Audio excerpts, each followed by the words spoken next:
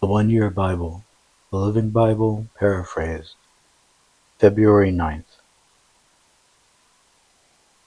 This is the ceremony for the dedication of Aaron and his sons as priests. Get a young bull and 2 rams with no defects, and bread made without yeast, and thin sheets of sweetened bread mingled with oil, and unleavened wafers with oil poured over them. The various kinds of bread shall be made with finely ground wheat flour. Place the bread in the basket and bring it to the entrance of the tabernacle, along with the young bulls and 2 rams. Bathe Aaron and his sons there at the entrance. Then put Aaron's robe on him, and the embroidered shirt, ephod, chest piece, and sash, and place on his head the turban with the gold plate.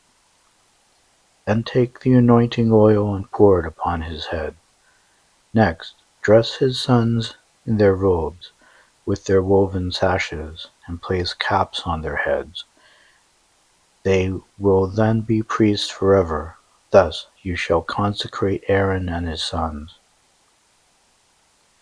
Then bring the young bull to the tabernacle, and Aaron and his sons shall lay their hands upon its head, and you shall kill it before the Lord at the entrance of the tabernacle.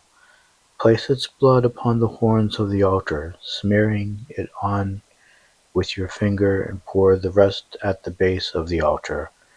Then take all the fat that covers the inner parts, also the gall bladder and 2 kidneys, and the fat on them, and burn them upon the altar.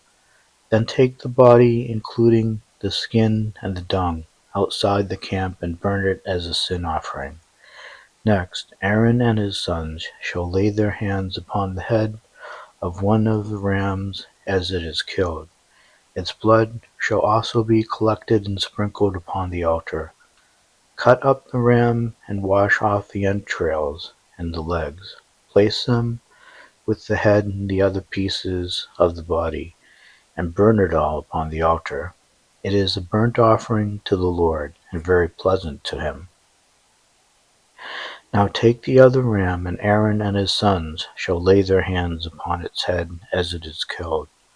Collect the blood and place some of it upon the tip of the right ear of Aaron and his sons, and upon their right thumbs and the big toes of their right feet. Sprinkle the rest of the blood over the altar. Then scrape off some of the blood from the altar, and mix it with some of the anointing oil, and sprinkle it upon Aaron and his sons and upon their clothes, and their clothing shall be sanctified to the Lord. Then take the fat of the ram, including the fat tail and the fat that covers the insides, also the gallbladder and the 2 kidneys, and the fat surrounding them, and the right thigh, for this is the ram for ordination of Aaron and his sons. And 1 loaf of bread, 1 cake of shortening bread, and 1 wafer from the basket of unleavened bread that was placed before the Lord. Place these in the hands of Aaron and his sons, to wave them in a gesture of offering to the Lord. Afterwards, take them from their hands and burn them on the altar as a fragrant burnt offering to him.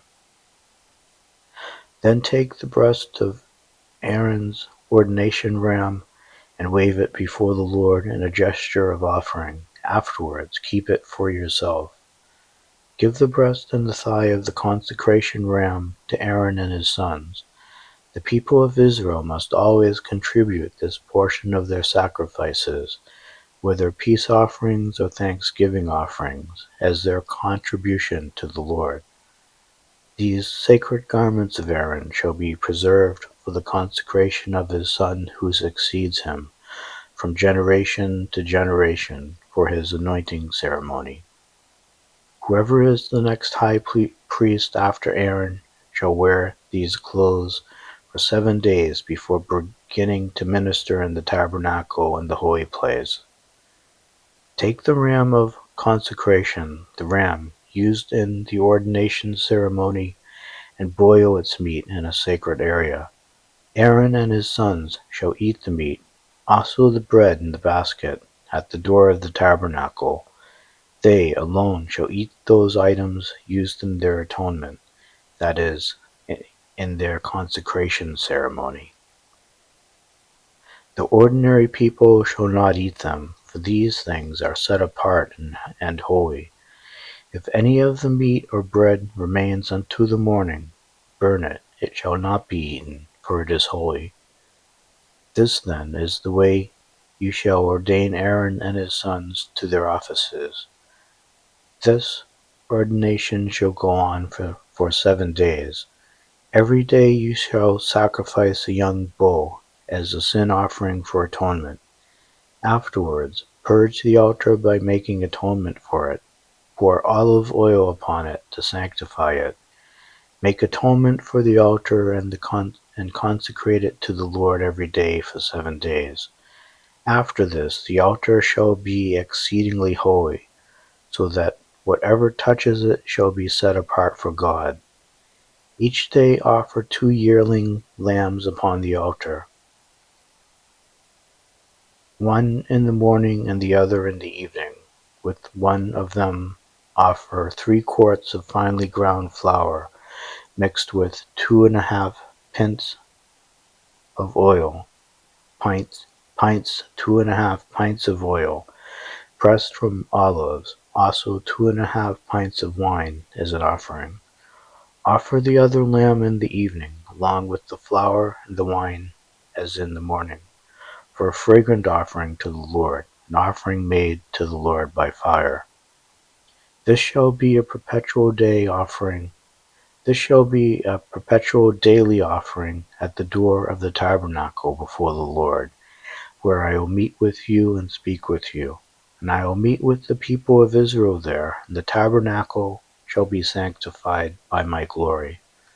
Yes, I will sanctify the tabernacle and the altar, and Aaron and his sons, who are my ministers, the priests. And I will live among the people of Israel and be their God, and they shall know that I am the Lord their God. I brought them out of Egypt so that I could live among them. I am Jehovah their God. Then make a small altar for burning incense. It shall be made from acacia wood. It is to be 18 inches square and 3 feet high, with horns carved from the wood of the altar. They are not to be merely separate parts that are attached. Overlay the tops, sides, and horns of the altar with pure gold, and run a gold molding around the entire altar. Beneath the molding, on each of the 2 sides, construct 2 gold rings to hold the carrying poles. The poles are to be made of acacia wood overlaid with gold. Place the altar just outside the veil, near the place of the mercy that is above the ark containing the 10 Commandments. I will meet with you there.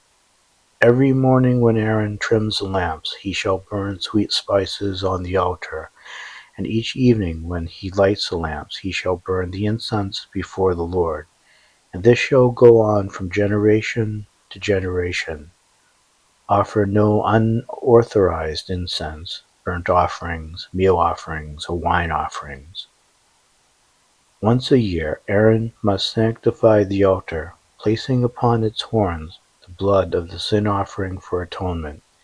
This shall be a regular, annual event from generation to generation, for this is the Lord's supremely holy altar. From Matthew chapter 26, verse 14 to 46. Then Judas Iscariot, one of the 12 apostles, went to the chief priest and asked, "How much will you pay me to get Jesus into your hands?" They gave him 30 silver coins. From that time on, Judas watched for an opportunity to betray Jesus to them. On the first day of the Passover ceremonies, when bread made with yeast was purged from every Jewish home, the disciples came to Jesus and asked, "Where shall we plan to eat the Passover?"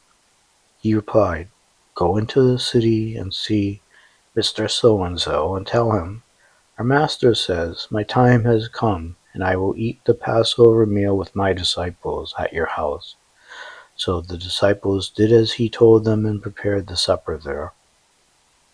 That evening as he sat eating with the 12, he said, one of you will betray me. Sorrow chilled their hearts, and each one asked, am I the one? He replied, it is the one I served first, for I must die just as was prophesied. But woe to the man by whom I am betrayed. Far better for that one if he had never been born. Judas too had asked him, Rabbi, am I the one? And Jesus told him, yes. As they were eating, Jesus took a small loaf of bread and blessed it and broke it apart and gave it to the disciples and said, take it and eat it, for this is my body. And he took a cup of wine and gave thanks for it and gave it to them and said, each one drink from it, for this is my blood, sealing the new covenant. It is poured out to forgive the sins of multitudes. Mark my words, I will not drink this wine again until the day I drink it new with you in my Father's kingdom. When they had sung an hymn, they went out to the Mount of Olives. And Jesus said to them, tonight you will all desert me, for it was written in the Scriptures that God will smite the shepherd, and the sheep of the flock will be scattered. But after I have been brought back to life again, I will go to Galilee and meet you there. Peter declared, if everyone else deserts you, I won't. Jesus told him, the truth is that this very night, before the cock crows at dawn, you will deny me 3 times. I would die first, Peter insisted, and all the other disciples said the same thing.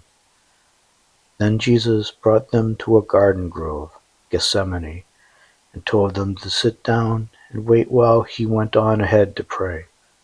He took Peter with him and Zebedee's 2 sons, James and John, and began to be filled with anguish and despair.